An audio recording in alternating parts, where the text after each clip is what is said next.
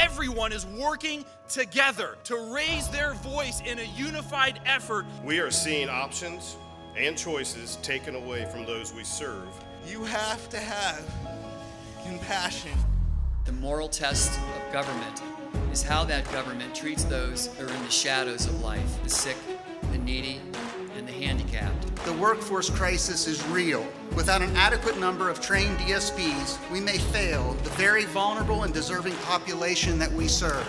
It is unlike any other job and virtually unknown to the general public. Do we sit back and wait? The DSP system needs our support. I've seen people who are lonely and withdrawn. I have had to just get used to these facts of my life now. We need to respond to this alarm. This is no longer acceptable. Let's put our voices together to end the silence. The time is now. Today is the day. Together, we will bridge the gap. In the Rehabilitation Act of 1973, Congress affirmed that a disability should in no way diminish the rights of an individual to live an independent life, to pursue meaningful career opportunities, to make their own choices and decisions, and to live fully integrated and inclusive lives in American society. We have not kept those promises. We're in a systematic failure, and people with developmental disabilities continue to experience lesser rights. There are 4.6 million Americans with a developmental disability. Of that, over 330,000 call Ohio their home. Over half of parents have made a sacrifice in their career to care for a child with a developmental disability. 87% of individuals who need long-term care receive part of that care from an unpaid family member. This equates to over 8.4 million full-time equivalent jobs. Let's listen to Gene Harshaw's experience. He's a father of a son with autism. In our situation, we really haven't been able to get a provider to really give us, provide for us what we actually need for Zane. And you put the smile on and you say, hey, we're fine, we're good, and you keep moving. We know that the clock is ticking. None of us knows the time when something happens when we're not there for him. To stop and think about that is, to say that it's scary is just a total understatement. Because right now everything hinges on our support, on our being there 100%. So we certainly know the importance of a system that can provide that type of help that families like ours need to make sure that children like ours be able to live the lives that they're entitled to. DSPs are more than caregivers. They are trained, skilled professionals and are literally the bridge for people with developmental disabilities. They are the lifeblood of this field. There's a crisis. What are we going to do? I've been in this field for 18 years. It's getting scary. Who's going to take care of these individuals? There's not enough. My biggest thing is, like I told my daughter, and she was one of those high school girls that worked at McDonald's because her schedule took care of it. There were times when my daughter made more money than I did. And I'm not demeaning McDonald's at all. And as a DSP where you value a life, you're responsible for somebody's life when you're on duty. We have to be certified. We have to go through hours of training. We have to do on-the-job training. We have to bring those certifications up every year. We are passing out medications to different people that nurses get paid for. And we are delegated by a nurse, but we are still the main primary person in that home doing that task.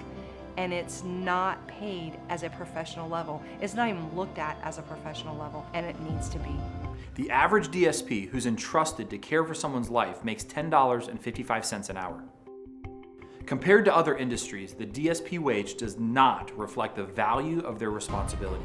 If we as a society truly value the lives of people with developmental disabilities, then we must pay those that care for them a fair wage. While the DSP wage is at $10.55 an hour, the federal poverty level for a family of 4 is $12.06 an hour. This is not acceptable. In order to survive, 49% of DSPs receive public assistance. In order to feed their families, 36% of DSPs are forced to receive food assistance, and 28% rely on Medicaid. Many DSPs must work 2 or 3 jobs just to have enough income to provide for themselves and their families. We are constantly short-staffed. I work approximately 60 hours a week. That is a norm. My staff have to work about that too. I have some staff who go 10 days without a day off, just because we're so short-staffed. I have elderly parents. I have 12 grandchildren, and I very rarely get to see my family because I'm working all the time. They're people. You can't just put them on a shelf and say, I'll be back Monday. They have to have care. And if I don't do it, and I don't have staff who can do it, you know, I work because they need me. If I was a single person on my own, I would have to seek employment somewhere else. DSPs who are tired from working long hours or multiple jobs are much more likely to make mistakes and have lower tolerance for stressful situations. This equates to lower quality of care for some of the most vulnerable people in our society. Turnover is extremely high. For every 5 DSPs, 3 will leave within a year. 35% of them will leave within 6 months.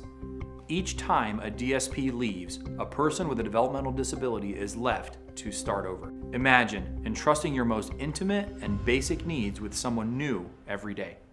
If Dale, who will go to college someday, get a degree, and goes to work, can't get to and from work, can't get help going to the bathroom, can't get help with his tube feeds, Dale's going to end up in a facility somewhere.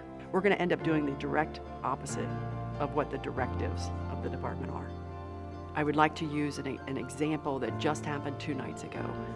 Dale, our son that's non-ambulatory, started junior high, and a form came home from school that we had to fill out. One of the questions was, what do you want people to know about you? In Dale's words, Dale said, I want people to know that I'm smart and that I can do anything that I want to do. I may need help, and I can let you know when I need help. But I want to do things. I want to be a part of society. And I would add on to that. Our whole society is better because we have people like Dale. This systematic failure affects direct support professionals, but even more importantly, it affects the most vulnerable people in our society, people with developmental disabilities. Our community is better when we empower people with developmental disabilities to be a part of their community. Are you willing to allow this population to be isolated and lonely? Will you stand by and allow their rights to be restricted and their freedoms decreased, freedoms that you and I get to enjoy? We cannot bridge this gap without your vote and your voice. I deserve your support. My life is in the balance. You have a choice. You can bridge the gap.